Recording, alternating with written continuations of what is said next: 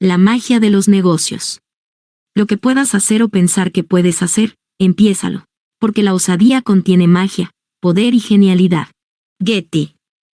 Atacar requiere controlar perfectamente el tiempo tanto como los nervios. Saber cuándo es el momento de atacar es tanto un arte como una ciencia, e incluso para los mejores consiste a menudo en hacer conjeturas. La ventana de la oportunidad normalmente es muy pequeña, igual que la mayor parte de los factores dinámicos. No aparece ninguna luz de neón que anuncia una gran oportunidad a la vuelta de la esquina. Una práctica muy común entre los jugadores de ajedrez para mejorar sus habilidades estratégicas y de ataque básicas es resolver puzzles. Pueden ser juegos que ya existan o fabricados expresamente, igual que los casos prácticos de las escuelas de negocios. Normalmente, el participante debe localizar el movimiento ganador de una posición determinada. Se hace por diversión y como práctica útil para aprender rápidamente una gran variedad de pautas tácticas, pero no es muy realista. Durante una partida real, no hay nada que te indique la existencia de un movimiento ganador. La vigilancia es el siguiente objeto fundamental de la caja de herramientas del atacante. Detectar las oportunidades requiere olvidar los apriorismos de todo tipo. Las pautas y las presunciones automáticas en las que confiamos para ganar tiempo también impiden que constatemos las mejores oportunidades. Eso es especialmente cierto en las posiciones estáticas, en esos periodos de estabilidad en los que no parece haber posibilidad de ataque. También debemos evitar dar demasiadas cosas por supuestas sobre nuestros rivales, aunque sobreestimarlos también puede traducirse en una pérdida de oportunidades. En el torneo clasificatorio para el Campeonato del Mundo de 1953, celebrado en Zúrich, se produjo una de las meteduras de pata más espectaculares de la historia del ajedrez de competición. El norteamericano Sammy Reshevsky, considerado en su infancia como un niño prodigio y aspirante al título mundial en aquel momento, se enfrentaba al jugador de élite húngaro László Szabó. Szabó atacó al rey de Reshevsky con su caballo, le hizo jaque, dejándole únicamente con dos movimientos posibles, o bien capturaba al caballo, o alejaba a su rey. Incluso con esas reducidas opciones, Reshevsky optó por la equivocada. En honor a la verdad, Reshevsky era famoso por tener siempre problemas de tiempo. Rápidamente capturó al caballo, lo que le condenaba al jaque mate forzoso en solo 2 movimientos, algo que cualquier aficionado hubiera detectado al momento. Sorprendentemente, Szabó no lo vio. En lugar de hacer jaque mate, el rival recuperó su pieza. La partida acabó en tablas tras un par de movimientos y el increíble doble error quedó de manifiesto. Más tarde, Szabó, perplejo, solo fue capaz de culpar a su rival diciendo que no podía imaginarse que el gran Reshevsky cometiera un error tan garrafal. Estar alerta frente a las oportunidades de ataque requiere el análisis de todas y cada una de las posibilidades que ofrece nuestra posición, el entorno, la competencia. Un pequeño cambio que, en principio, no parece importante puede combinarse con una transformación posterior y dar paso a una debilidad y a una oportunidad. Incluso en una posición equilibrada, el adversario que está a la defensiva es probable que cometa un error. Forzar la acción nos da mayores alternativas y mayor capacidad para controlar nuestro destino, lo cual genera energía positiva y seguridad. Esa energía que hemos generado, nuestra adrenalina mental, no es una insignificancia. Mikhail Tal dijo una vez que quizá el peor movimiento de su vida fue uno que no hizo, un sacrificio especulativo que ponderó durante 40 minutos, hasta que, como era habitual en él, lo rechazó. Los atacantes a veces pueden arrepentirse de los movimientos equivocados, pero es mucho peor lamentarse para siempre de haber perdido una oportunidad. Savielly Tartakover contribuyó con tantos aforismos y divertidas anécdotas al mundo del ajedrez como victorias obtuvo, es decir, a cientos. Uno de mis tartakoverismos preferidos es: la prioridad esencial para atacar es la voluntad de atacar. Toda nuestra planificación y talento evaluativo serán meramente académicos si no los combinamos con la sangre fría necesaria para ponerlos en práctica y atacar cuando la oportunidad se presenta. Tener una postura agresiva tiene beneficios prácticos concretos. Cuando ya estamos metidos en una pelea, queremos que el primer golpe sea el último, y más vale que seamos nosotros quienes lo demos. Tercera parte. 14. La cuestión del éxito. El éxito es el enemigo del éxito futuro. Sabemos que la complacencia es un enemigo peligroso. La satisfacción puede llevarnos a relajar la vigilancia, a errores y a oportunidades perdidas. Generalmente, nos interesa curar la enfermedad, y no únicamente tratar los síntomas, pero en este caso nos encontramos frente a una especie de paradoja. El éxito y la satisfacción son nuestros objetivos, pero también pueden crear pautas de comportamiento que dificulten éxitos y satisfacciones mayores, o incluso errores catastróficos en momentos clave. El 9 de noviembre de 1985 conseguí el objetivo que había perseguido durante toda mi vida, al convertirme en el campeón del mundo. Si tiene sentido hablar de objetivos de toda una vida a los 22 años. Las palabras que Ivona Petrosian, esposa del anterior campeón mundial, pronunció durante la celebración me dejaron perplejo. Lo siento por ti, dijo. El día más importante de tu vida ha acabado. Menudo comentario para una fiesta de celebración. Pero recordé aquellas palabras, con frecuencia en los años siguientes. El peso de éxitos anteriores. Los 15 años posteriores supusieron una batalla constante por reforzar mis puntos fuertes y eliminar mis debilidades. Siempre estuve convencido de que si trabajaba al límite y jugaba empleando a fondo mi talento, nadie podría vencerme, y así me sentí hasta el día de mi retirada en febrero de 2005. De modo que, ¿cómo fue posible que perdiera contra mi compatriota Vladimir Kramnik en la partida por el título mundial de 2000? Ya hemos examinado ese asunto desde el punto de vista estrictamente ajedrecístico, y sobre el modo en que consiguió elegir el campo de batalla para nuestro enfrentamiento. Sin embargo, aquel error estratégico por mi parte tuvo causas más profundas.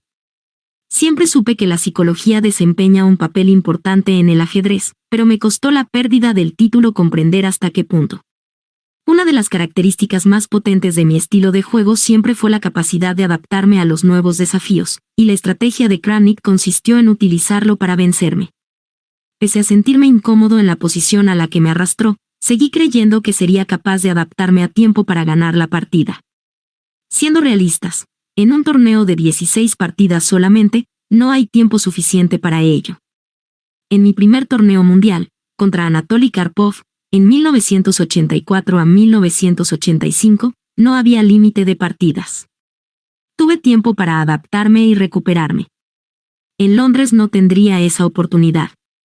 Debido al momento que atravesaba mi carrera, me resultó difícil darme cuenta de ello. En los 2 años anteriores al torneo de octubre de 2000 había jugado el mejor ajedrez de mi vida, contradiciendo a los críticos que predijeron el final de mi reinado cuando estaba a la cabeza de la clasificación. Tenía 35 años, era una década mayor que la mayoría de mis rivales, y aducían que era demasiado viejo. En 1999 superé mi propio récord, mejoré mi clasificación, y en mitad de una tacha de victorias de un torneo de Grand Slam, empecé a prepararme para el campeonato mundial. Me sentía capaz de las mayores hazañas frente a un tablero de ajedrez. ¿Cómo consiguió frenarme aquella irritante defensa Berlín de Kramnik? Mis años de éxitos me habían hecho vulnerable a esa clase de trampas. Cuando me enfrentaba a un nuevo reto, daba por sentado que mis viejos métodos me servirían. Era incapaz de ser consciente de que tenía un problema grave, que mi joven oponente estaba mejor preparado. Cuando, finalmente, me di de bruces con la evidencia durante aquel breve torneo, ya era demasiado tarde y pasé de estar seguro de que me recuperaría a considerarlo imposible. Conseguí presentar batalla hasta el final, pero no fue suficiente.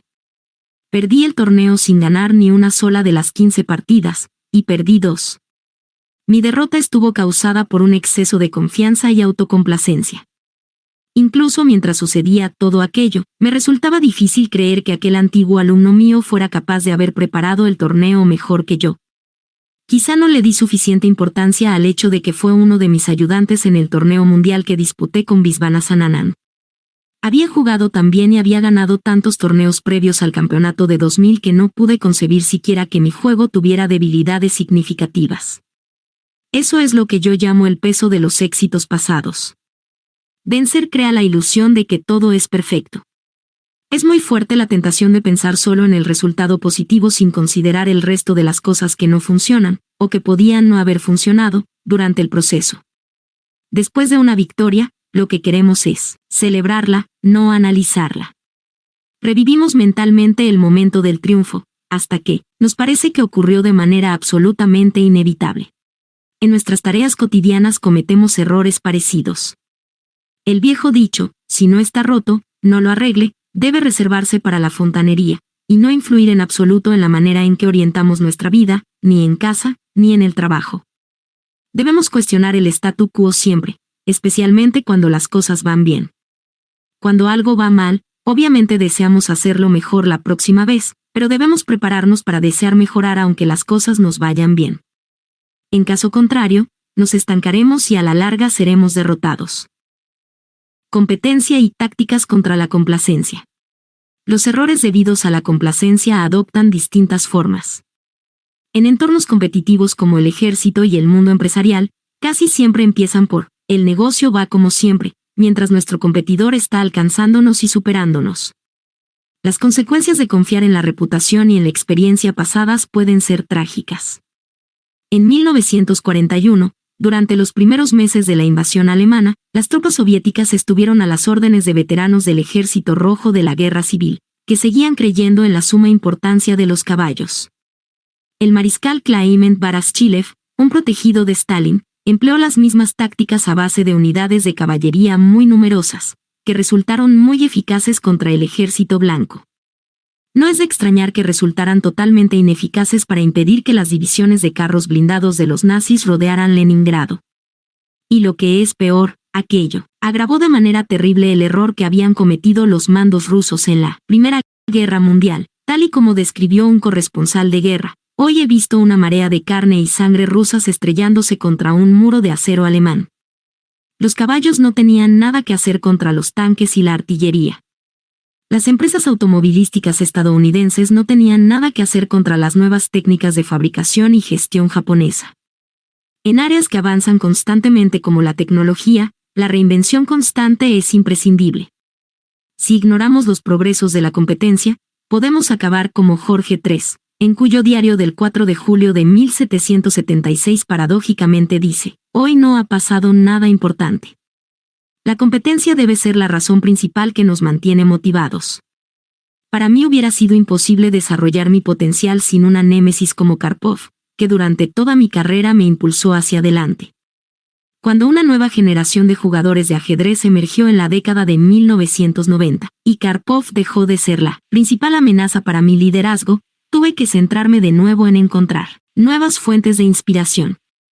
En aquel momento, mi nueva motivación era vencer a la reciente oleada de jóvenes y dotados talentos, algo que pocos campeones mundiales han conseguido hacer durante mucho tiempo. Otros jugadores tienen sus propios métodos. El sorprendente Víctor Korchnoi ha cumplido los 70 y sigue jugando a primerísimo nivel, y mantiene viva la llama de la competitividad.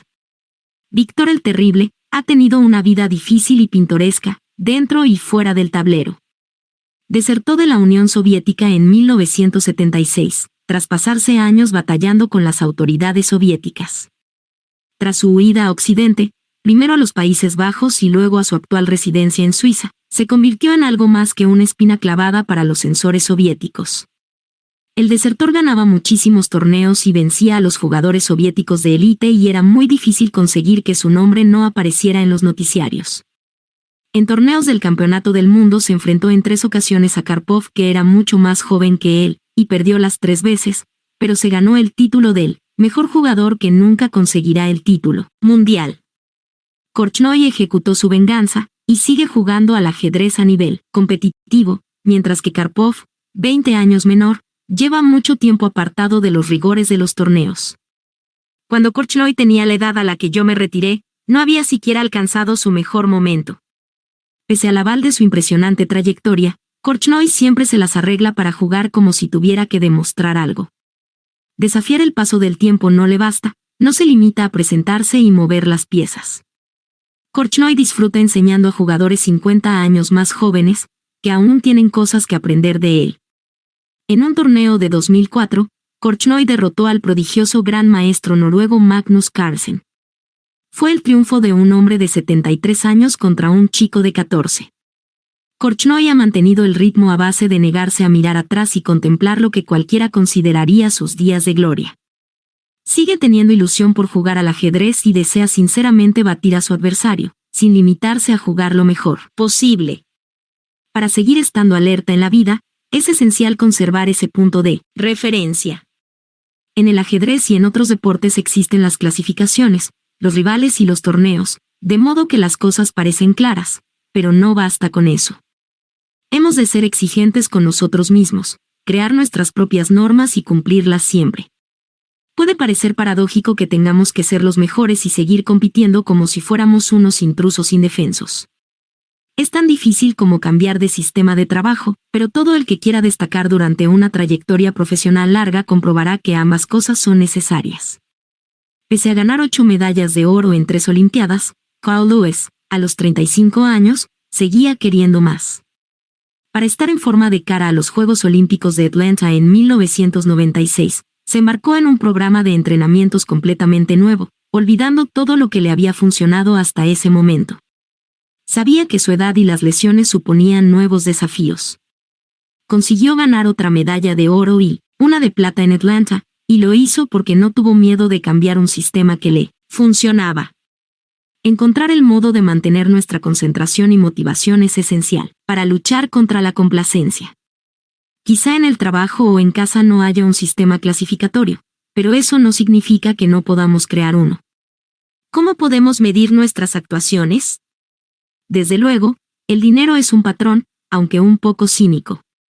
Quizá un índice de felicidad o una lista de objetivos extensa y realista, parecida a la que muchos hacemos invariablemente a primeros de año, puede servirnos. Personalmente, dudo que escribir listas compulsivamente haya conducido a nadie a la fama y la fortuna, pero unas pocas listas, ya sean mentales o escritas, sobre lo que nos motiva y lo que realmente valoramos seguramente pueden ayudarnos. Antes de poder luchar, hemos de saber para qué luchamos. Todo el mundo dice que quiere pasar más tiempo con sus hijos, pero ¿y cuánta gente sabe, en términos de horas, el tiempo que pasa realmente cada semana, cada mes? ¿Cuántas horas de trabajo desperdiciamos haciendo solitarios o navegando en la red? ¿Y si las contáramos?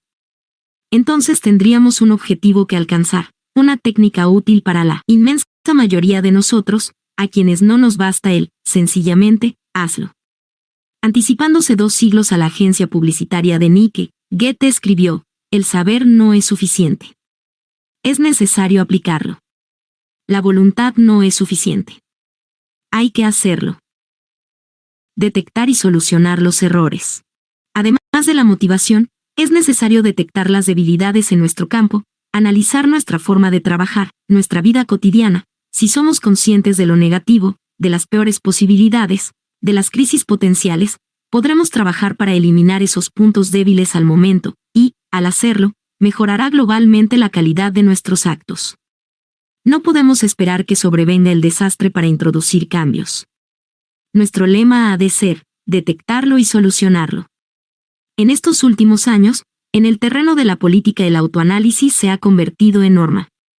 El equipo de campaña de Clinton contrató detectives para que desenterraran cualquier secreto inconfesable de su propio candidato, de modo que pudieran desarmar a la prensa y preparar la defensa contra alegaciones futuras. Si no podían evitar el escándalo, al menos podrían anticiparse a él y disponer de un gabinete de guerra, preparado para una respuesta inmediata. Concentrarnos en nuestros propios pecados es, desde luego, difícil, igual que es doloroso examinar nuestros defectos y errores. A nadie le gusta revivir complicados reveses, pero a la larga entenderemos que analizarlos es esencial. Descubrir los errores implícitos en nuestros éxitos es aún más difícil. Nuestro ego desea creer que hemos vencido de forma brillante frente a un duro oponente, no que hemos tenido suerte, ni que nuestro rival ha dejado pasar una serie de oportunidades, ni que las cosas podrían haber resultado de otro modo. Ya hemos visto ejemplos de estrategias erróneas que acabaron en éxitos gracias a buenas tácticas, y viceversa. Saber por qué ganamos es tan crucial como saber por qué perdemos. Lo contrario sería desperdiciar un valioso material de análisis. Cuestionar el éxito significa nuevamente plantear la que debería ser nuestra pregunta favorita: ¿por qué? Hay que ser brutalmente objetivos con nuestros triunfos, porque en caso contrario nos deslizaríamos peligrosamente hacia el estancamiento. Analizar el resultado se considera un error muy común. Es decir, asumir que, si las blancas ganaron, es porque jugaron mejor y consiguieron una victoria merecida. Desde luego, el plan de las negras fue erróneo. Al fin y al cabo, perdieron. Es extraordinariamente difícil evitar esa actitud, dado que cuando nos sentamos a analizar la partida ya conocemos su resultado final. Todos los movimientos del vencedor nos parecen ligeramente mejores, porque sabemos que al final funcionaron. Incluso grandes autores de texto sobre ajedrez como Aaron Nimzowitsch y Siegbert Tarrasch cayeron en esta trampa. Deseaban que las partidas corroboraran sus teorías y les proporcionaran una descripción lógica para ilustrar conclusiones a las que ya habían llegado. 50 años antes de que mi generación se enfrentara a ese problema, con la ayuda de la objetividad radical del análisis por ordenador, mi mentor Miguel Bervenek estableció un sistema para no caer en esa trampa. Analizó a fondo todas sus partidas y publicó todos sus análisis, de forma que el público pudiera examinarlos y criticarlos.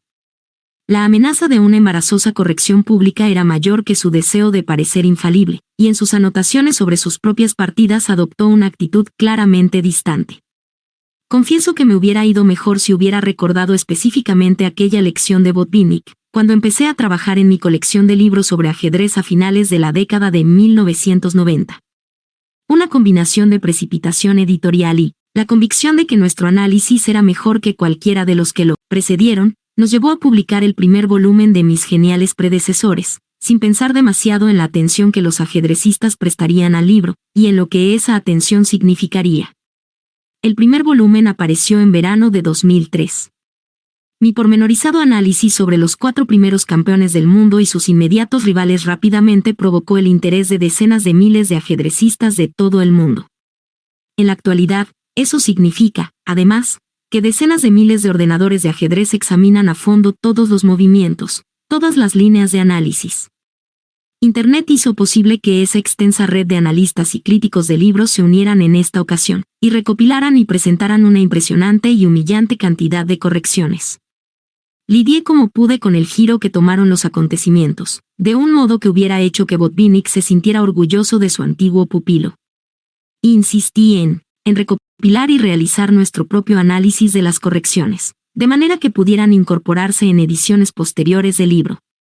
De hecho, muchos cambios estuvieron a punto para las traducciones del texto a otros idiomas. Por ejemplo, la versión portuguesa, que apareció el año pasado, es mucho más exacta que la primera edición rusa.